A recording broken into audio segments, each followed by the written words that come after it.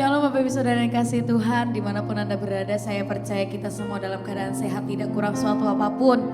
Dan biarlah anugerah Tuhan yang memberikan kita sukacita, kekuatan, dan kesehatan buat kita semua. Dan malam hari ini mari kita bersama-sama, kita masuk dalam hadirat Tuhan, menikmati hadiratnya. Mari kita berdoa.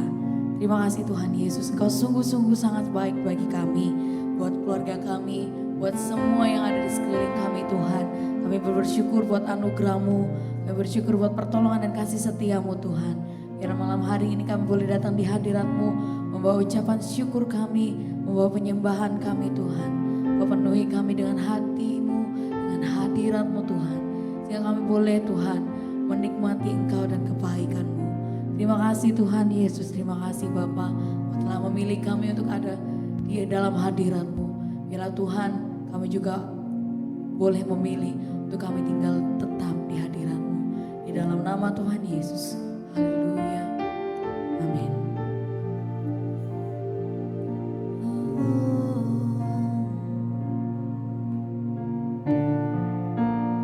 Hanya Engkau yang mengenal dalamnya hatiku, kerinduan hati ini hanyalah dekatmu.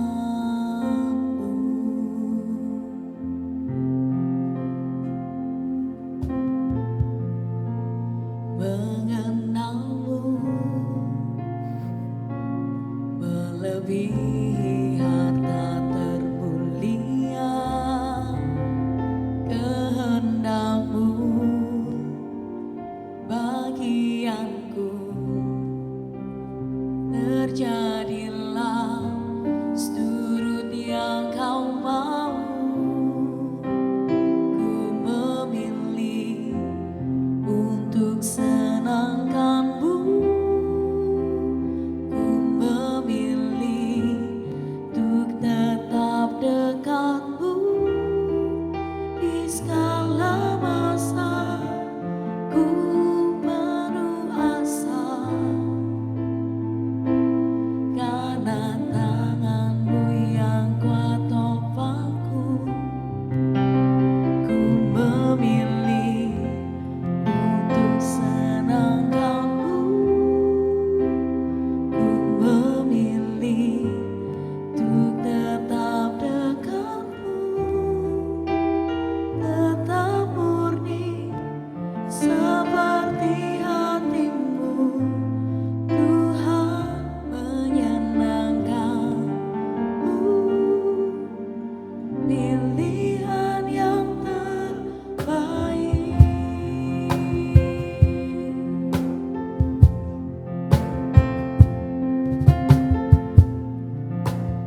Hanya Engkau yang mengenal dalamnya hatiku, kerinduan hati ini hanyalah dekat-Mu. Ku mau mengenal-Mu Tuhan,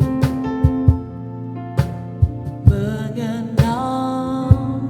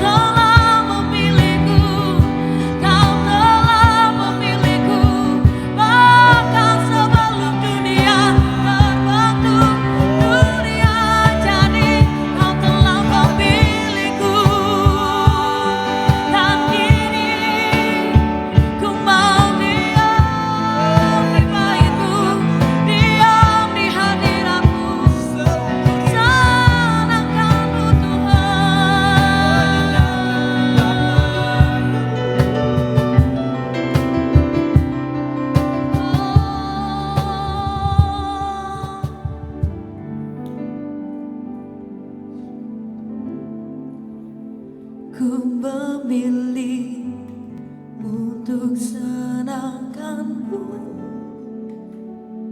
Ku memilih untuk tetap dekatmu di segala masa.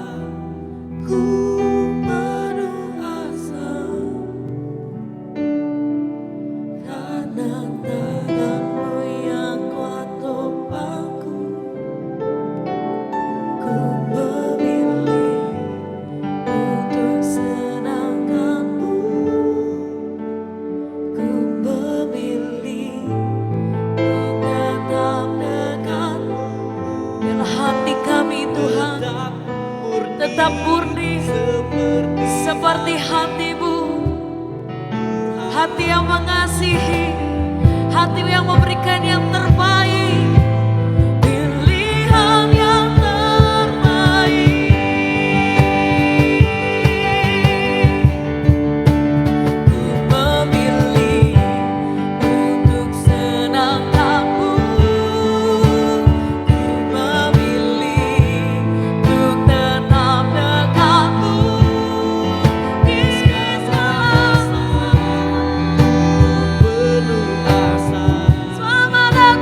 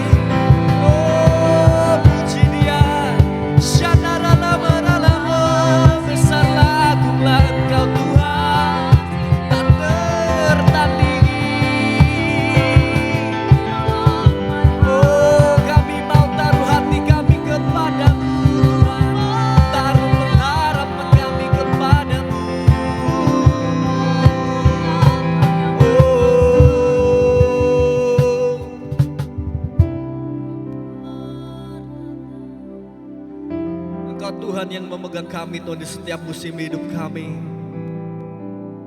Kami percaya Engkau Allah Immanuel, beserta dengan kami senantiasa Tuhan.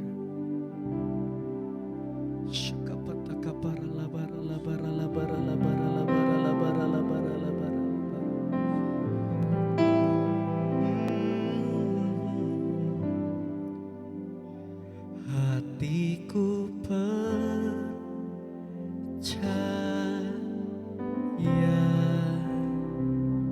hatiku percaya,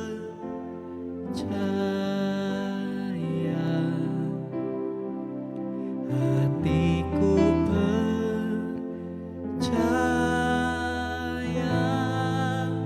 selalu ku percaya.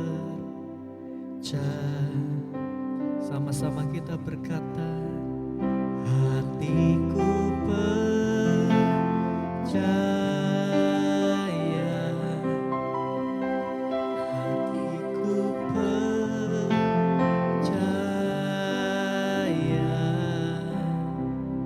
hatiku percaya,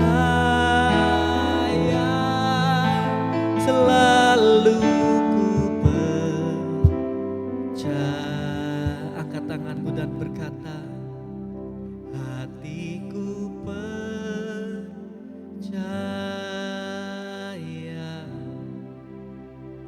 hatiku percaya,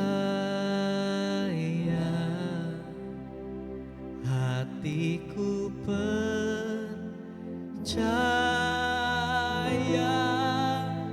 selalu ku percaya.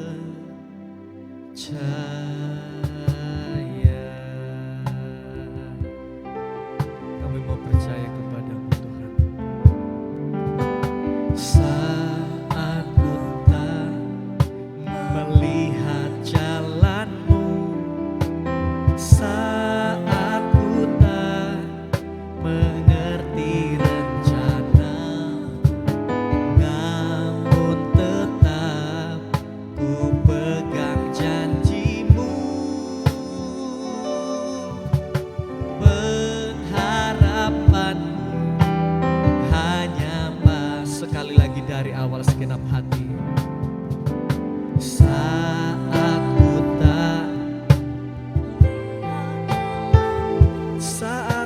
tak mengerti rencanamu, namun tetap ku pegang janjimu.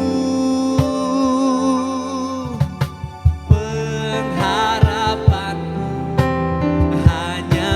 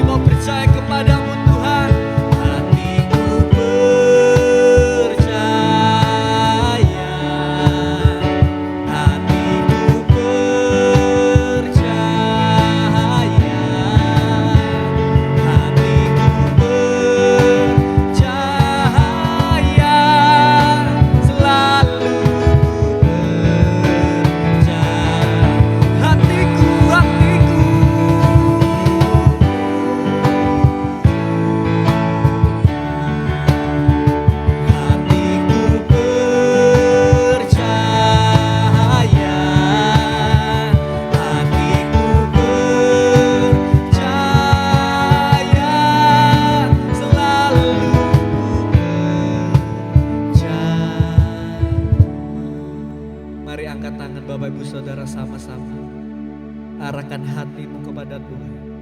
Biar hati kita percaya kepada setiap janji Tuhan. Karena janji Tuhan ya dan amin. Lord, I will trust in you. Lord, I will trust in you. Lord, I will trust in you.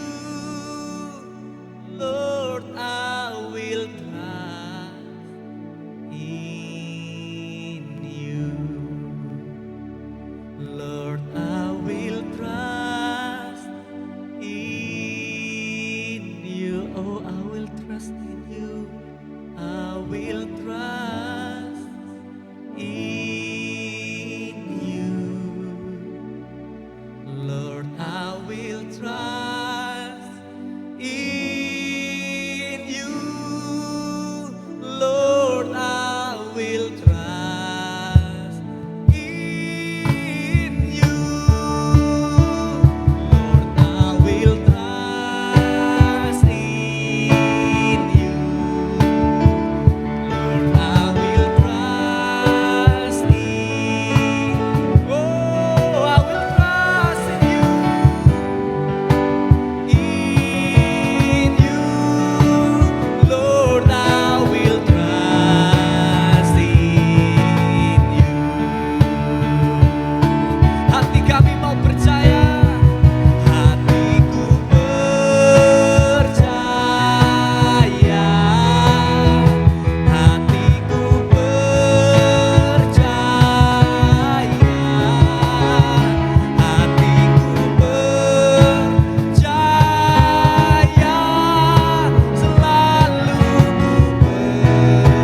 sekali lagi dengan iman katakan, hatiku percaya, hatiku percaya, hatiku percaya, selalu percaya, selalu percaya, selalu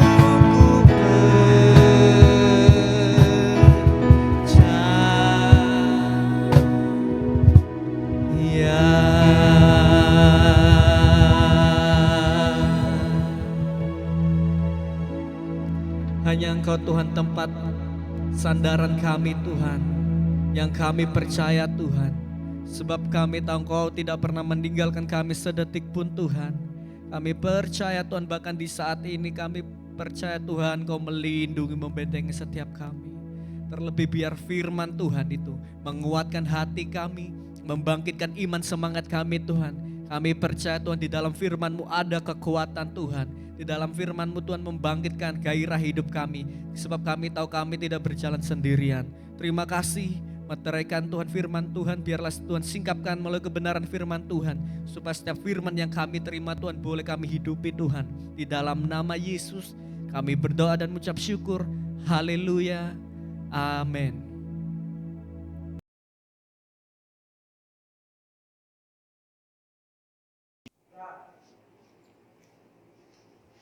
Bapa di sorga, Bapa yang kami puji, Bapa yang kami sembah, Bapa yang kami kenal di dalam nama Tuhan Yesus Kristus. Kami mengucap syukur, terima kasih Bapa buat kasih dan anugerah Tuhan, kemurahan Tuhan yang sudah memberkati kami semua. Terima kasih Bapa, sebentar kami akan dengar firman Tuhan. Kami mohon pengurapan Tuhan turun atas setiap kami. Pakai hamba-Mu yang tak sempurna ini Tuhan, untuk menjadi penyambung lidahnya Tuhan. Dan kami percaya, beri kami telinga seorang murid yang siap untuk mendengar akan kebenaran firman Tuhan. Dan biar kebenaran firman itu boleh mengubahkan kehidupan kami, memampukan kami, memberikan kami kekuatan yang baru, memberikan kami semangat yang baru. Terima kasih Bapa, kami sambut firman Tuhan hanya di dalam satu nama, Tuhan Yesus Kristus. Yang percaya diberkati Tuhan, sama-sama katakan amin. Ya. Salam Bapak Ibu Saudaraku yang dikasihi Tuhan dimanapun saudara berada. Hari ini kita izinkan saya untuk sharing kebenaran firman Tuhan yang saya berikan tema memuliakan Tuhan dengan ketaatan dan kasih. Artinya dimanapun kita berada, apapun kondisi kita, apapun keadaan kita harus tetap memuliakan Tuhan. Karena itu adalah identitas kita. Menyembah Tuhan, memuji Tuhan, meninggikan nama Tuhan, memuliakan nama Tuhan. Untuk itu, hari ini kita akan belajar sama-sama, kita ambil di dalam Efesus 5 ayat yang ke-1 sampai dengan 2. Demikian kebenaran firman Tuhan. Sebab itu, jadilah penurut-penurut Allah, seperti anak-anak yang kekasih. Ayat yang kedua, dan hiduplah di dalam kasih, sebagaimana Kristus juga telah mengasihi kamu dan telah menyerahkan dirinya untuk kita sebagai persembahan dan korban yang harum bagi Allah. Bapak Ibu Saudaraku yang kasih Tuhan, jadi firman Tuhan mengingatkan kita, dimanapun, apapun keadaan kita harus tetap memuliakan Tuhan.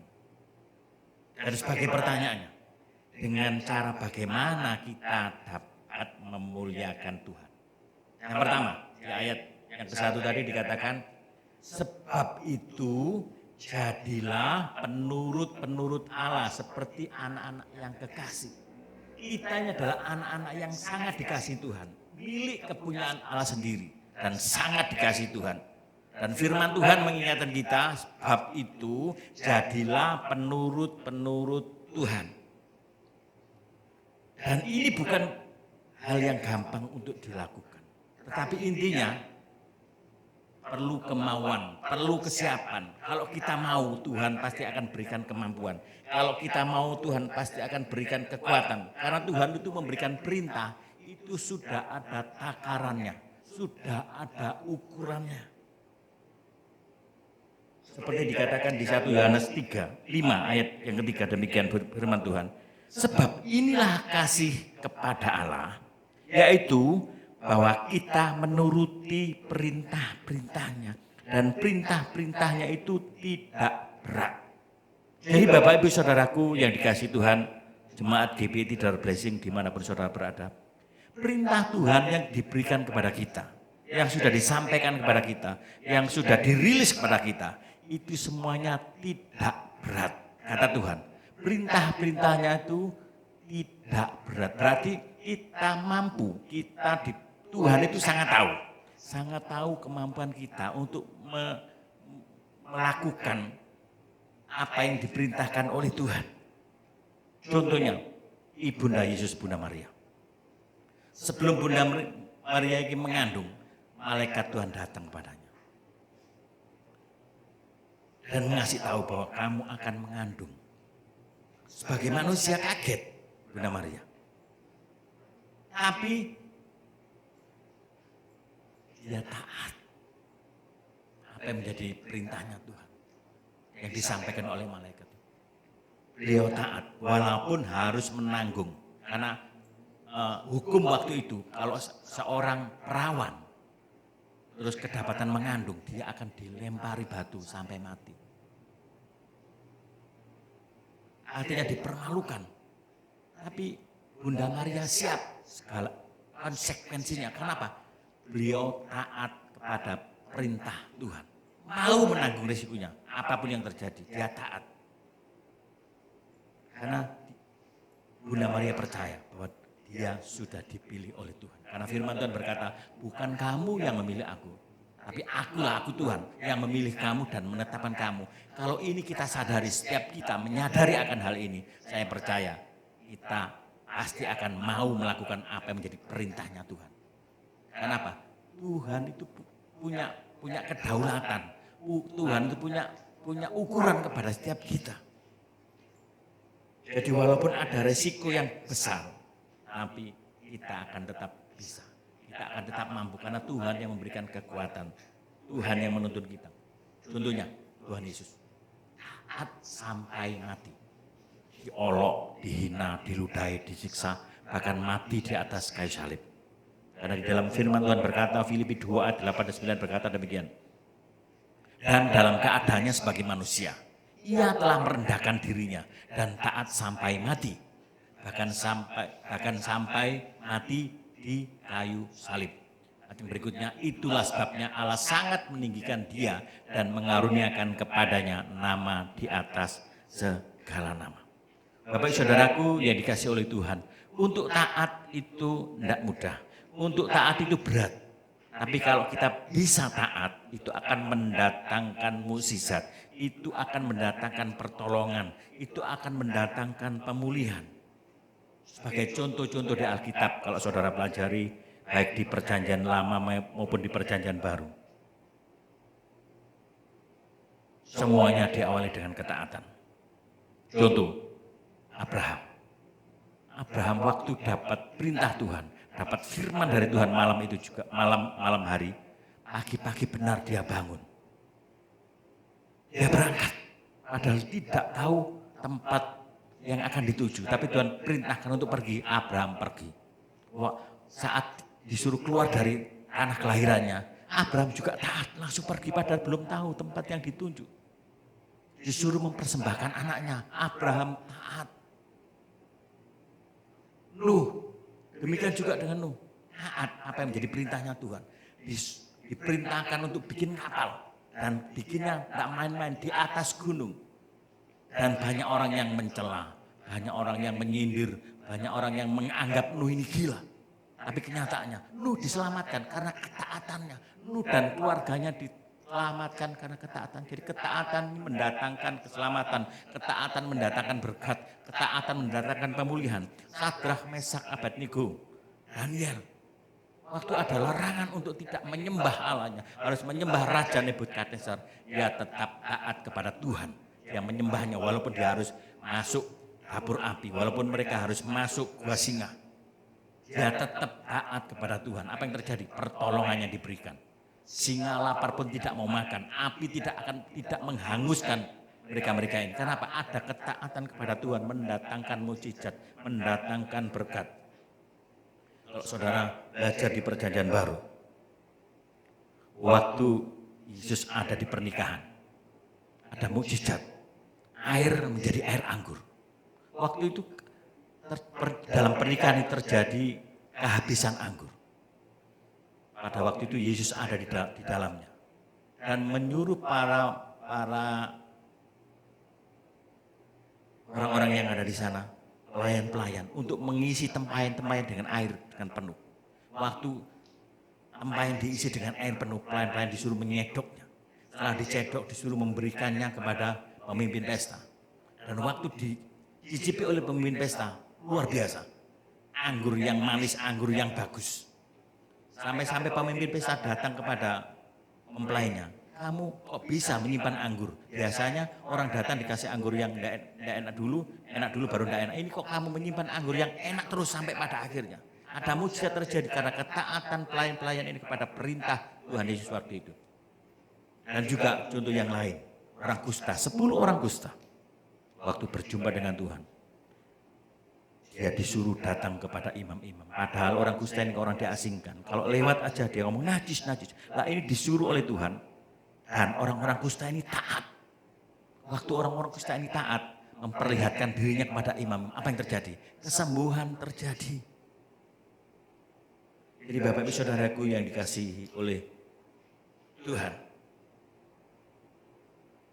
waktu murid-murid menjala, semalam-malaman gak dapat ikan, tapi waktu berjumpa dengan Tuhan, tebarkan jalan di sebelah kanan. Petrus ngomong, karena Tuhan yang nyuruh, menurut saja, aku mau saja, ditebarlah jalannya. Apa yang terjadi? Sampai hampir tenggelam perahunya. Artinya ketaatan itu akan mendatangkan mujizat. Ketaatan itu mendatangkan pertolongan, mendatangkan pemulihan. Jadi yang terutama adalah taat kita kepada Tuhan. Jadi ketaatan ini harus menjadi dasar di dalam kehidupan kita. Karena tanpa ketaatan nggak akan terjadi mujizat. Tanpa ketaatan nggak akan terjadi pemulihan. Tanpa ketaatan nggak ada pertolongan. Jadi ketaatan ini harus menjadi dasar hidup kita. Pertama-tama adalah taat kepada Tuhan. Kalau ketaatan kepada keintiman kita kepada Tuhan otomatis aplikasinya, maka kita akan bisa taat kepada otoritas yang ada di atas kita. Otoritas yang ada di atas kita bisa aja kepala daerah, pemimpin-pemimpin yang diizinkan ada di atas kita. Contohnya pemerintahan yang ada di atas kita itu tidak ada pemerintahan yang tidak dari Tuhan. Jadi kalau pemerintah, otoritas kita menyerukan untuk kita tinggal di rumah, untuk kita karantina wilayah, jangan ada kerumunan dan sebagainya, ya kita taat karena itu dari Tuhan. Itu perintahnya. Ketaatan itu akan mendatangkan kebaikan kita. Ketaatan kita kepada pemerintah itu akan mendatangkan kebaikan bagi kita semua. Karena tujuan pemerintah itu baik. Karena pemerintah ini wakilnya Allah di bumi, jadi kita mesti taat. Jadi aturan-aturan yang ditetapkan oleh pemerintah harus kita taati. Sebagai orang percaya, sebagai orang Kristen, kita harus taat kepada pemerintah, taat kepada raja-raja yang ada di bumi ini. Karena ini adalah wakil Tuhan di bumi. Dan juga taat kepada pemimpin-pemimpin rohani, taat kepada orang tua, taat kepada pemimpin Tuhan yang ada di dunia.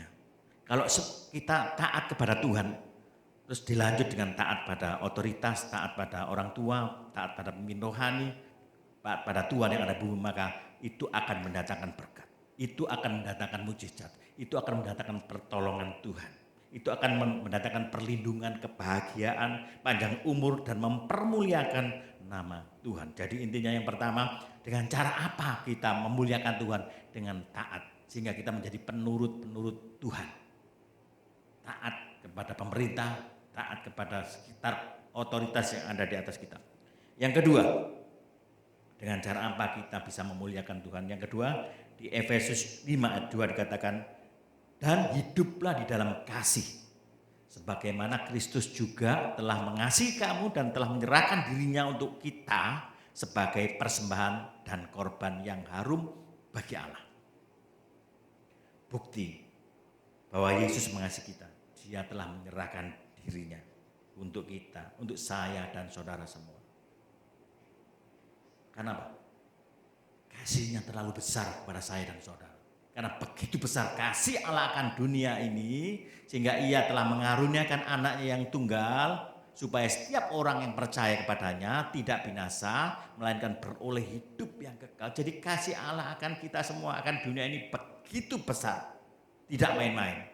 Sehingga Dia rela mengaruniakan anaknya yang tunggal, diberikannya pada kita, supaya kita ini selamat, supaya kita ini memperoleh hidup yang kekal. Supaya kita memperoleh kasih itu. Jadi kasihnya ini terlalu besar pada kita.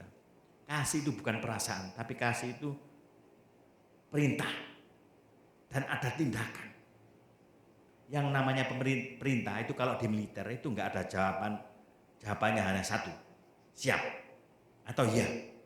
Seringkali di militer jawaban adalah siap. Komandan tidak peduli perasaan prajuritnya seperti apa. Lagi capek, lagi sedih, lagi susah, enggak mau tahu. Pokoknya ada perintah, siap komandan. Demikian juga dalam hidup kita. Apapun perintah dari Tuhan, Tuhan itu tahu kemampuan kita itu seberapa. Sudah ada ukurannya. Jadi perintah tadi dikatakan perintah-perintahnya itu tidak berat. Berarti kita ini bisa melakukannya. Kita bisa melewatinya. Bapak saudaraku yang kasih Tuhan, tiada hidup yang paling indah selain hidup di dalam kasih-Nya Tuhan. Kalau kasih itu ada dalam hidup kita, maka damai sejahtera, sukacita di dalam hidup kita itu pasti akan keluar di dalam hidup kita. Tentang 1 Yohanes 4 ayat 19 berkata, kita mengasihi karena Allah lebih dahulu mengasihi kita. Kalau kasih kita bagus, keintiman kita, hubungan kita dengan Tuhan bagus, otomatis hubungan dengan sesama pasti akan bagus. Sebaliknya, kalau hubungan kita dengan Tuhan itu hancur, hubungan dengan Tuhan itu enggak bagus, kasih kita dengan Tuhan enggak bagus, otomatis dengan sesama itu pasti akan bermasalah.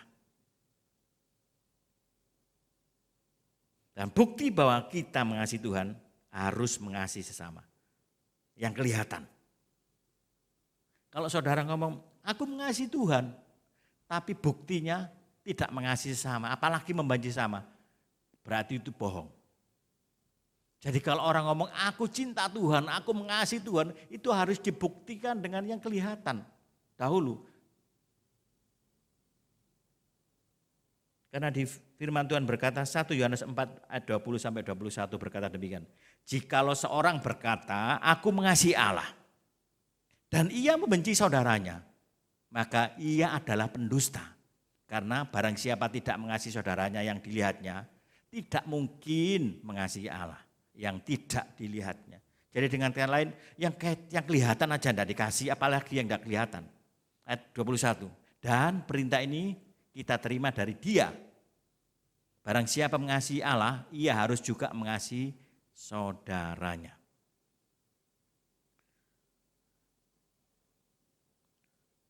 Satu Yohanes 3 ayat 14 sampai 18 juga berkata begini. 1 Yohanes 3 ayat 14, kita tahu bahwa kita sudah berpindah dari dalam maut ke dalam hidup. Yaitu karena kita mengasihi saudara kita. Barang siapa tidak mengasihi, ia tetap di dalam maut. Ayat berikutnya, setiap orang yang membenci saudaranya adalah seorang pembunuh manusia. Dan kamu tahu bahwa tidak ada seorang pembunuh yang tetap memiliki hidup yang kekal di dalam dirinya. Demikian kita ketahui kasih Kristus bahwa Ia telah menyerahkan nyawanya untuk kita. Jadi kita pun wajib menyerahkan nyawa kita untuk saudara-saudara kita. Jadi wajib menyerahkan nyawanya untuk saudara. Barang siapa mempunyai harta duniawi dan melihat saudaranya menderita kekurangan tetapi menutup pintu hatinya terhadap saudaranya itu, bagaimana kasih Allah dapat tetap di dalam dirinya? Anak-anakku, marilah kita mengasihi bukan dengan perkataan atau dengan lidah, tetapi dengan perbuatan dan di dalam kebenaran. Jadi Alkitab menjelaskan, Alkitab berkata, membenci saudaranya itu dikategorikan pendusta. Membenci saudaranya dikategorikan pembunuh. Untuk itu nasihatnya, kasihilah sesama manusia seperti dirimu sendiri. Buang segala iri hati, buang segala kepahitan, buang segala kebencian. Semua itu tidak ada gunanya. Buat apa kita simpan? Buat apa kita pendam terus? Itu akan membuat menjadi penyakit.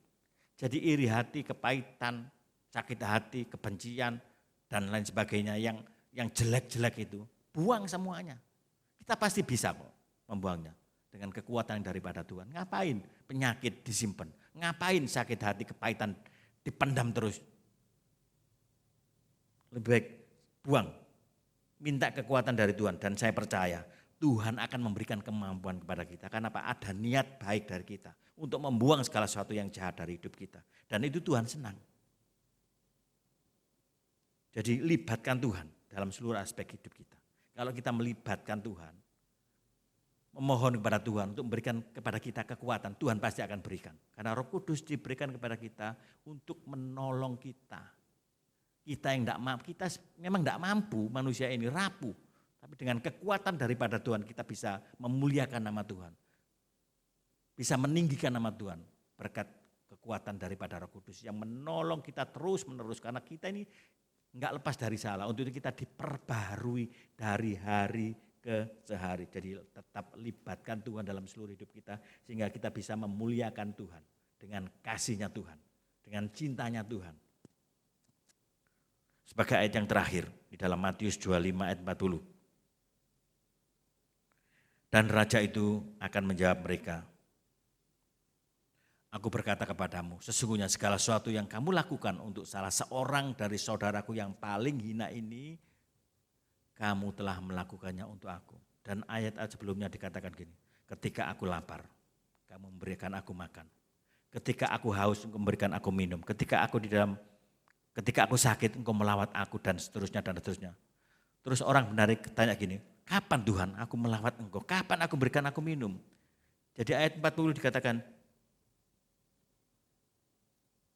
dan apapun yang kamu lakukan untuk salah seorang dari saudaraku yang paling hina ini, engkau melakukannya untuk aku. Jadi tindakan kita menolong orang itu karena didorong oleh kasih yang ada dalam hidup kita. Kita bisa memperhatikan orang lain, kita bisa punya belas kasihan kepada orang. Karena apa? Kasih Tuhan yang ada dalam hidup kita itu. Dan itu kalau kita melakukannya terus menerus, itu kita sedang melakukannya untuk Tuhan. Jadi apapun yang kita kerjakan didasari dengan kasih, kita sedang memuliakan nama Tuhan. Jadi dasar kasih ini dasar yang paling penting dalam hidup kita. Jadi kalau kita, bagaimana Pak caranya memuliakan Tuhan? Yaitu dengan taat, dengan ketaatan kita jadi penurut-penurut Tuhan. Taat dengan apa yang menjadi maunya Tuhan dan dengan kasih yang daripada Tuhan. Kita mengasihi karena Allah lebih dahulu mengasihi kita. Jadi kita dipenuhi oleh kasih yang daripada Tuhan itu. Setelah kasih itu memenuhi kita, maka itu akan meluber keluar, mengasihi sesama. Jadi kita membangun komunikasi dengan Tuhan, kasih itu memenuhi hidup kita. Jadi kita bergerak dengan kasih Tuhan. Dan ini akan memuliakan nama Tuhan. Jadi dua hal ini yang perlu kita perhatikan dalam hidup kita. Dengan cara bagaimana aku bisa memuliakan Tuhan. Dengan menjadi penurut Tuhan. Taat apa yang menjadi maunya Tuhan. Karena apa yang sudah diperintahkan oleh Tuhan itu tidak berat. Kalau Tuhan ngomong gak berat, pasti gak berat. Kenapa kita seringkali menghayal dulu, membayangkan dulu. Kayaknya gak bisa ini, belum dilakoni, belum dilakukan, belum dikerjakan, kita sudah menyerah kalah. Belum mencoba, lakukan dulu. Waktu kita melakukan, Tuhan akan sertai kita. Aku akan menyertai kamu senantiasa sampai pada akhir zaman. Itu akan terjadi dalam hidup kita. Yang penting mau dulu, mau taat perintah Tuhan, menjadi penurut Tuhan, dan hiduplah dalam kasih, hidupi kasih yang ada dalam hidup kita. Kita ini adalah alat yang dipakai oleh Tuhan untuk menjadi kepanjang tangannya Tuhan. Menjadi alat itu memang tidak mudah, tapi perlu ketaatan pada Tuhan. Waktu kita taat, waktu kita nurut, disuruh apa aja oleh Tuhan, kita pasti kerjakan. Mungkin rasanya kayaknya tidak mampu. Begitu kita melangkah, tiba-tiba dimampukan. Inilah Tuhan kita. Tuhan yang ajaib, yang luar biasa, yang senantiasa menolong kita, yang menopang kita. Jadi waktu kita taat, waktu kita melangkah dengan kasih, maka mujizat, pertolongan, pemulihan terjadi atas hidup kita. Jadi dimanapun saudara berada, nasihatnya adalah taat, turuti perintah-perintah Tuhan, dan hidupilah kasih daripada Tuhan. Demikian firman Tuhan yang bisa saya sampaikan kepada saudara semua. Kita akan berdoa. Terima kasih Bapak, kami mengucap syukur buat kebenaran firman Tuhan yang sudah kami dengar pada hari ini. Biarlah kami tetap berikan kemampuan Tuhan, berikan kami kekuatan untuk kami taat, sehingga kami menjadi penurut Tuhan. Dan berikan kami kekuatan untuk kami menghidupi kasih itu. Biarlah kasih itu ada dalam hidup kami, hingga terpancar melalui hidup kami bahwa kami memilih kasih yang daripada Tuhan. Terima kasih Bapak, biarlah Engkau tanamkan dalam hidup kami jemaat GBI Tidar Blessing dimanapun mereka berada. Kami percaya mereka menjadi orang-orang yang taat dan mereka menghidupi kasih itu dalam kehidupan mereka semua, dan nama Tuhan dipermuliakan. Terima kasih Bapak, kami bersyukur buat kasih dan anugerah Tuhan. Terima kasih Tuhan, dalam nama Yesus kami sudah berdoa dan bersyukur. Haleluya.